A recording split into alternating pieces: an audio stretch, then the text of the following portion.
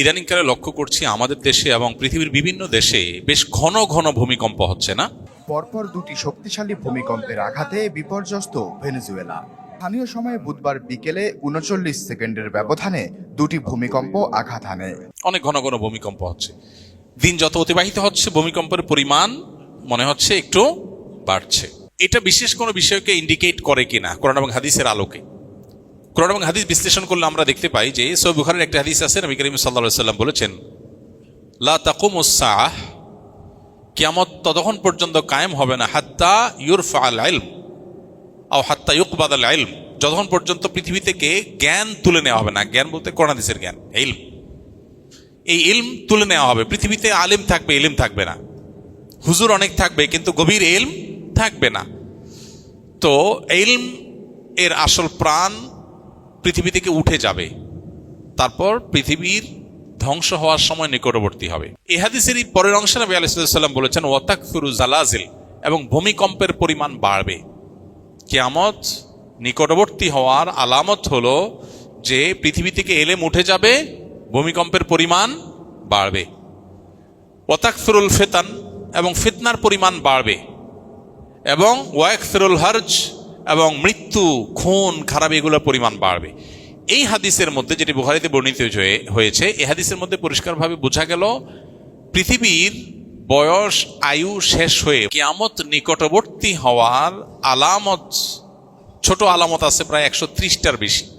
এটা নিয়ে আমাদের ছোট্ট একটা ছোটি বই আছে, সৌদি আরবের শেখ মোহাম্মদ আল আরিফি, ওনার একটা বই আছে, ওইটার আলোকে বইটা লেখা আমাদের অনেক আগে।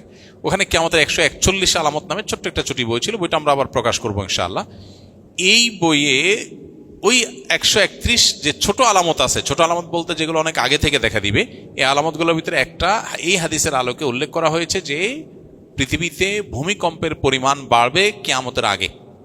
কিয়ামতের সময় কাছাকাছি আসলে যত কাছাকাছি হবে ভূমিকম্পের পরিমাণ বাড়বে। বৈজ্ঞানিক বহু ব্যাখ্যা আছে, কিন্তু কোরআন এবং হাদিস যখন বলে কোনো কিছু এবং সেটা যখন বাস্তবে খাটে, এটার বৈজ্ঞানিক কোনো ব্যাখ্যা খুঁজে পাওয়া যায় না। পৃথিবীতে 500 বছর আগে এটা হয় না, এখন কেন হয়েছে? অনেক উত্তরই সায়েন্স বা বিজ্ঞান দিতে পারবে না, কিন্তু কোরআন হাদিসে বলা আছে কি আমাদের আগে এখন এটা হবে, তখন এটা হবে। এগুলোর বেশিরভাগ, এই যে নবী সাল্লাল্লাহু আলাইহি ওয়াসাল্লাম যে সময় ভবিষ্যদ্বাণী করে গেছেন 131টা কিয়ামতের আগে, এর বেশিরভাগ কিন্তু ঘটে গেছে, এর বেশিরভাগ বাস্তবায়িত পৃথিবীতে হয়ে গেছে। এটাই হলো তার আল্লাহর নবী এবং রাসূল হওয়ার অনেক বড় একটা প্রমাণ। তো যাই হোক, পৃথিবীতে এই যে আপনার ভূমিকম্পের পরিমাণ বাড়বে, এটা কি আমাদের আলামতের মধ্যে থেকে একটা। আমাদের উচিত হলো ইস্তেগফার করা, আল্লাহর দিকে ধাবিত হওয়া, নির্মাণ সংক্রান্ত যে সমস্ত নীতিমালা আছে, গাইডলাইন আছে, সেগুলোকে ফলো করা। আমাদের কর্তৃপক্ষের উচিত হলো এ ধরনের, আল্লাহ না করুন, অনাকাঙ্ক্ষিত কোনো পরিস্থিতি আমাদের মতো এরকম ঘন বসতির এই শহরে যদি হয়, এই অনিয়ন্ত্রিত আপনার নিয়ম বহির্ভূত ভাবে বেড়ে ওঠা ভবনগুলোর শহরে যদি হয়, আল্লাহ না করুন, তাহলে কি হবে সেটা একমাত্র আল্লাহ ভালো জানেন। এই জন্য যথাযথ ব্যবস্থা গ্রহণ করা দরকার। হয়তো কিছুটা ব্যবস্থা গ্রহণ করাও হচ্ছে, কিন্তু অবশ্যই সেটাকে আরো জোরদারভাবে, জোরালোভাবে করা দরকার, যাতে আল্লাহ না করুন কোনো বড় ভূমিকম্প হলে, কোনো বিপদ হলে আমরা যেন একে অন্যকে উদ্ধার করার রাস্তাটা অন্তত খোলা থাকে। এক্ষেত্রে নির্মাণ বিধিটা আমাদের সবারই মেনে চলার চেষ্টা করা দরকার। আপনারা যে মসজিদে বসে আছেন, আসুন্নাহ ফাউন্ডেশন মসজিদ কমপ্লেক্স, আলহামদুলিল্লাহ, এই মসজিদ নির্মাণের শুরুর দিকে যখন আলোচনা হয় যে আমরা এটাকে কিভাবে নির্মাণ করব, তখন আমাকে অনেকে বলেছিল যে ঢাকায় মসজিদগুলোর জন্য প্ল্যান পাস করতে হয় না, রাজুক থেকে প্ল্যান পাস করতে হয় না, আমরা এটার জন্য প্ল্যান পাস করার দরকার নাই, যে পরিমাণ জায়গা ছাড় দিতে হয় এগুলো মসজিদের জন্য লাগে না, কেউ দেখতেও আসে না, এটা নিয়ে কড়াকড়িও করে না, এটা সয়ে নেয়, সহনীয়। এটা আমি বললাম না, এটা আমি কেন করব? নির্মাণ বিধি মেনে চলা সবাই নিরাপত্তার জন্য দরকার। তো নিরাপত্তার জন্য দরকার যেটা, শৃঙ্খলার জন্য যেটা দরকার, সেটা মেনে চলার শিক্ষা ইসলাম দিয়েছে। সেটা মসজিদ তো আগে পালন করবে। মসজিদ কেন ভায়োলেশন করবে? মসজিদকে কেন ভায়োলেশন করানো হবে মসজিদকে দিয়ে? এটা তো উচিত হবে না। বলে যে না, ভায়োলেশন করলে আমরা অনেক বেশি জায়গা পাবো, অনেক বড় করতে পারবো, আমরা একটু ছোট হোক। আপনার দেখেন ডানে অনেক জায়গা, বামে অনেক জায়গা ছাড়া হয়েছে, দেখবেন অনেক জায়গা ছাড়া হয়েছে, বলে এগুলো নেওয়া যাইতো ভিতরে। আমরা না, নেওয়ার দরকার নেই। আল্লাহর ঘর, এখান থেকে মানুষ নীতি এবং আদর্শ শিখবে। এখান থেকে যদি ভায়োলেশন শিখে, তাহলে মানুষ শিখবে কোত্থেকে? শুধু ওয়াজ থেকে শিখবে? মসজিদ নিজেই তো, মসজিদের অবস্থান থেকেও তো মানুষ শিখবে। তাই আমি বললাম না, এটা হতে পারে না। আলহামদুলিল্লাহ, আমরা বললাম যে বাংলাদেশে কোন মসজিদ আপনার প্ল্যান পাস করছে, কে করে নাই, কোন মসজিদকে দিয়া মসজিদ কমিটির লোকজন ভায়োলেশন করছে আর করে নাই, এগুলো আমাদের জানা নাই। তবে আমরা এগুলোকে সঠিক মনে করি না।